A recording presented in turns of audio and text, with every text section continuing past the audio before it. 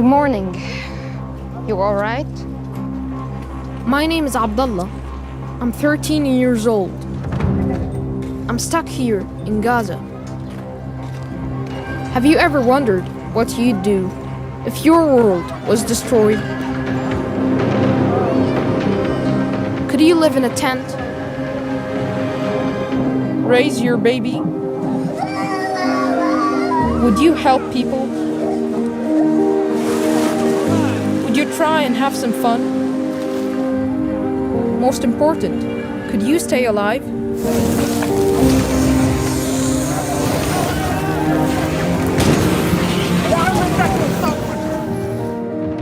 After all this, you could say we're experts.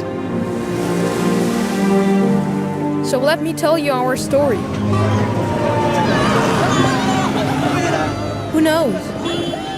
One day you might need it.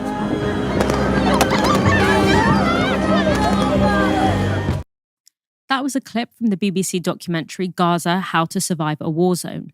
And as you saw there, it's fronted by Abdallah Al-Yazouri, a now 14-year-old Palestinian boy from Gaza. It also features 3 other young people detailing the ways they're surviving Israel's genocidal assault on the enclave.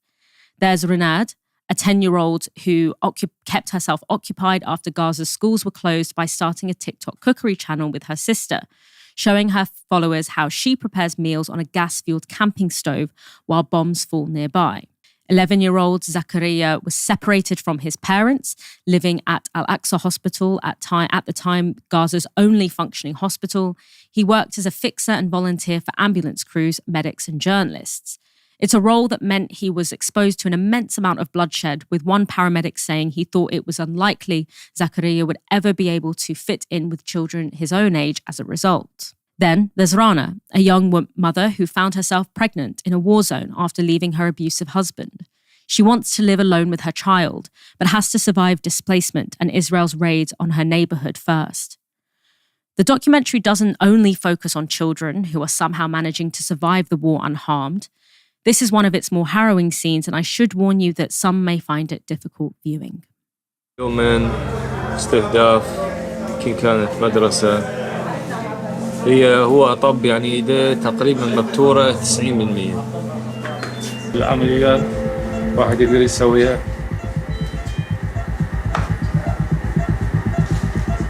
علي أنا نفسي تحترق.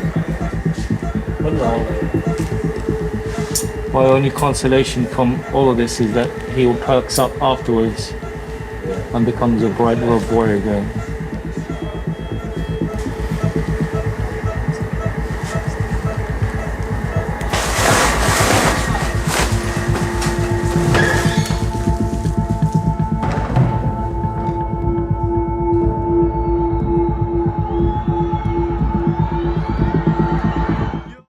For those listening on the podcast, that was a scene of a surgeon trying to save the arm of a 10-year-old Palestinian boy hit by a bomb targeting a school.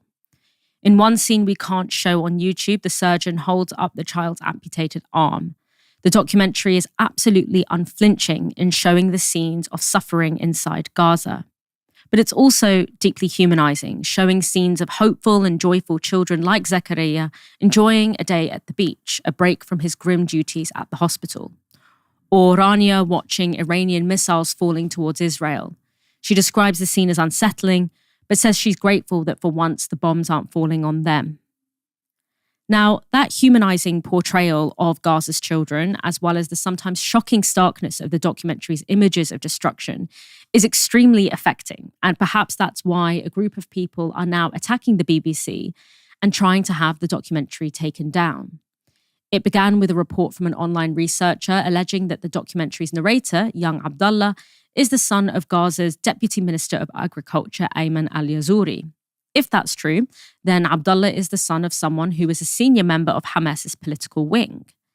Now, you might wonder, so what? The political wing of Hamas, which is separate from the armed wing known as the Qassam Brigades, is the civil authority in the enclave, and we rely on it for an immense amount of information. Everything from the Palestinian death toll in Gaza to reports of water and food shortages, hospital updates, and data on all aspects of civilian infrastructure during the assault on the enclave.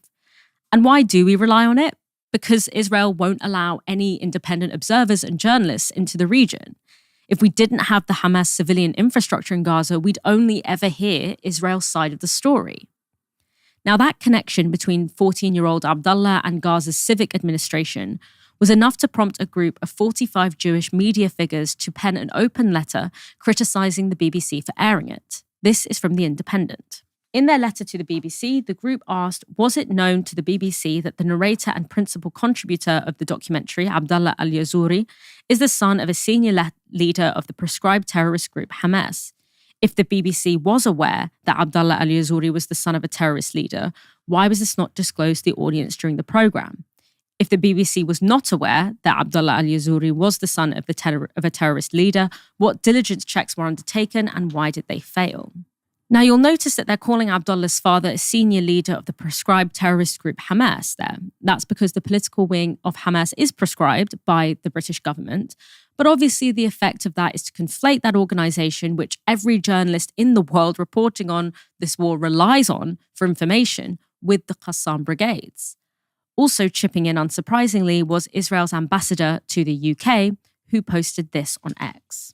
Following the release of the BBC Two documentary in Gaza, I have sent an official letter to the Director General of the BBC, Tim Davie. I asked for clarification on the BBC's choice of cameraman, as well as the main protagonist of the documentary, given the BBC's supposed commitment to impartiality. I await his response. Such a shock to see an Israeli political figure trying to stem the flow of information from inside Gaza. And she mentions the cameramen there. What were their crimes? Well, firstly, they are Palestinians in Gaza, and one of them is also alleged to have posted online praising the October 7th attack on Israel with an emoji. In the original broadcast, the BBC didn't alert viewers to Abdullah's father's job. The BBC have now changed this in response to complaints. This graphic clarifying that connection now appears at the very beginning of the programme. It also stresses that the BBC's production team had full editorial control over the filming of the documentary. And it's worth mentioning that the BBC has not taken such swift action when multiple reports have come out showing that when Palestinians are killed by Israelis, they don't name who killed them. There's a very distinct approach to how the murder of Palestinians by Israelis is reported on as, passive versus when Israelis are murdered by Palestinians, where it's described in very active terms and they name the perpetrator. The BBC were not as quick to rectify that. But now, Culture Secretary Lisa Nandy has been dragged into this row too. She's promised to discuss the programme with the BBC's Director General. She was asked about the row by LBC's Nick Ferrari. This is a conversation I'll definitely be having with the BBC. So you haven't raised it yet with the Director General, the Chairman, this documentary? Not this specific documentary.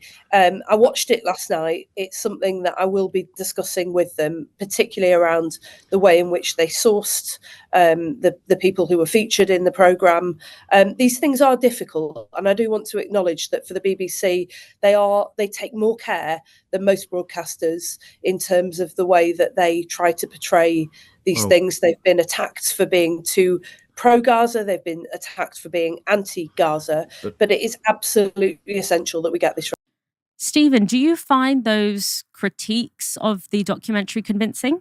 Not at all, not even in the slightest. If you watch that documentary, Abdullah, who narrates it, doesn't really provide much in the way of information about what's going on in Gaza. He just sort of goes around and introduces characters and talks a bit about what's happened to him. But actually what speaks for itself are the images that constitute the documentary as a whole, as well as the narratives of the other children involved. Especially, I have to say, the story of Zachariah, the little boy who is helping out the ambulances and who, you can just see sort of very casually washing blood off of stretchers, that is itself a striking image without any narration by Abdullah, the son of a Hamas civil government official. So, I think it's very obvious what's going on here. It's just these people are, the group have written this letter, as well as the Israeli ambassador. They're just looking for any way to discredit what is in fact actually an amazing documentary, where the BBC has managed to get amazing access, which would otherwise be completely impossible, to the inside of Gaza during a war, because they've employed Gazan cameramen and because they found a young boy who is willing and able to make this documentary. And was Abdullah encouraged to do it? I'm sure he was. It's in everyone's interest in Gaza to get the story of what is happening there out. Now, the reason that this has turned into a row, and this just brings me on to a different topic, is the BBC's obsession with impartiality. So the BBC is constantly hamstrung by its own commitment to this notion of impartiality. And there's never really a lot of question about why should it care about impartiality? I mean, it's almost like the thought is something like, oh, well, if you get enough of both sides, you'll eventually kind of arrive at reality. But, guess what? Reality is pretty partial. Reality is often very different from what one side is saying versus what another side is saying. And often it's the case that, as you said in an earlier piece, Dahlia, that the power that you have means that it's so much easier to sort of convey the version of reality to an audience that you want to convey, and so much harder for another side to do it. So, yeah, I think the idea of impartiality constantly hamstrings the BBC, and it becomes a sort of distraction where this documentary can actually now start to look like it's being discredited simply because someone is making an accusation. Not that it's saying anything false. No one would dare to say, oh, well, what you're seeing there is not what's happening in Gaza. When that surgeon holds up the amputated arm of a 10-year-old boy, that didn't really happen. That's not what anyone is saying, because they can't say that, because they know that exactly that did happen. What they're saying instead is that the documentary should be brought down.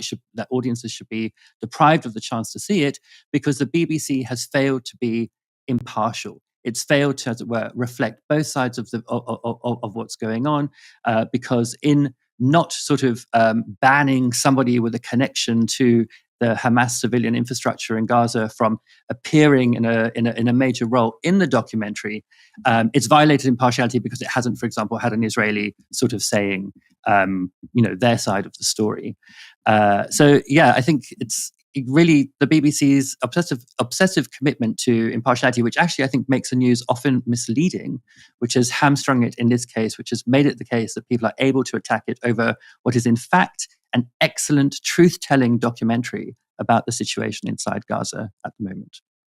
Yeah, and I think the point is that the thresholds for innocence, the threshold for reliability, the threshold to be seen as neutral for Palestinians is radically different to that of Israelis. Palestinians are not seen as reliable narrators of their own lives. They're not seen as reliable narrators of the political situation, even though they are living it. And if you live in a place where the government, where are you saying that the only way that a Palestinian is allowed to is allowed to represent themselves or is allowed to represent what they're going through? The only way that they can do that is if they have absolutely no relationship to the entity that is governing them. I mean, that's not a standard that we would hold anyone by. It's again that kind of that threshold that Palestinians have to meet to be taken seriously, and even then, they're not taken seriously as narrators of their own conditions.